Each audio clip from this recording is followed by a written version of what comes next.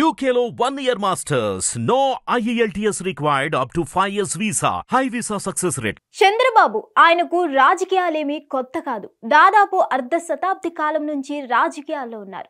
4వసారి CM అయ్యారు. ఆయనకు అన్నీ తెలుసు. ఆయన గ్రౌండ్ లెవెల్ నుంచి వచ్చినవారు. ఆయనకు ఓ కార్యకర్త మనసు ఎలా ఉంటుందో, ఒక అట్టడుగు నేత ఎలా రియాక్ట్ అవుతారో, ఎవరు ఎప్పుడు ఎలా మొదలుతారో అన్నీ తెలుసు.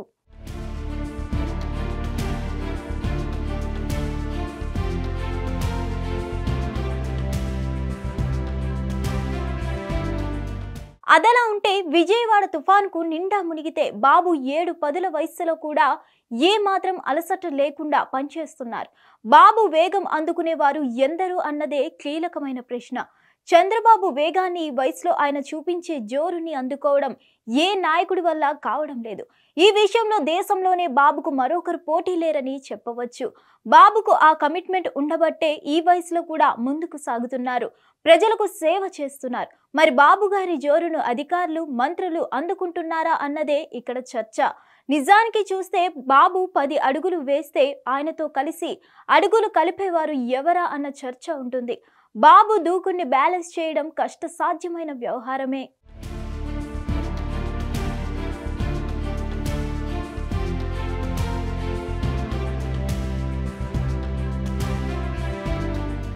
ఇక్కడ ఇంకో విషయం ఏంటంటే, బాబు చెప్పినట్లుగా మంత్రులు, అధికారులు పనిచేస్తే చాలు, సూపర్ సక్సెస్ అవుతుంది.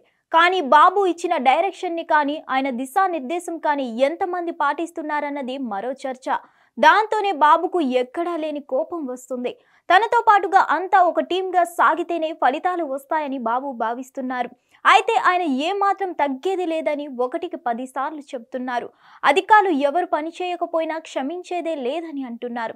అదేవిధంగా మంత్రులకు కూడా బాబు హెచ్చరికలు జారీ చేస్తున్నారు. పని చేయని మంత్రులు తనకు అక్కర్లేదని బాబు బాంబు పేల్చేశారు. మంత్రులు సరిగా పని చేయకపోతే వారిని తీసేస్తానని కూడా ఆయన సీరియస్ వార్నింగే ఇచ్చేశారు.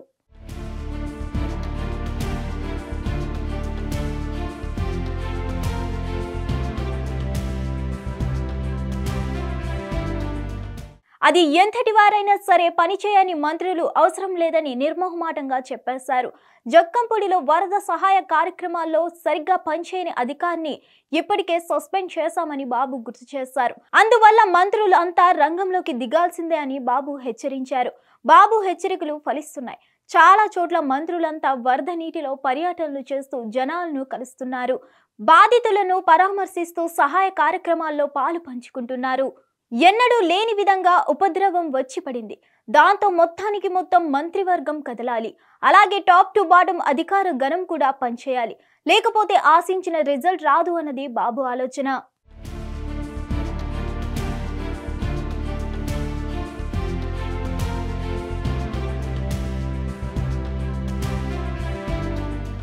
అందుకే ఆయన ముందుకు కదిలారు. మంత్రులకు అల్టిమేట్ వార్నింగ్ ఇచ్చేశారు. దాంతో మంత్రుల్లో టెన్షన్ పట్టుకుంది. అసలే పనితీరును 100 రోజుల్లో కొలిచి మార్కులు వేస్తామని ఇటీవల జరిగిన మంత్రివర్గ సమావేశంలో బాబు చెప్పారు. దాంతో ఇప్పుడు అతిపెద్ద ప్రశ్నపత్రంగా బెజవాడ వరదలు నిలిచాయి. మరి ఎంతమంది మంత్రులు పనిమంతులుగా నిరూపించుకుంటారన్నది చూడాల్సి ఉంది.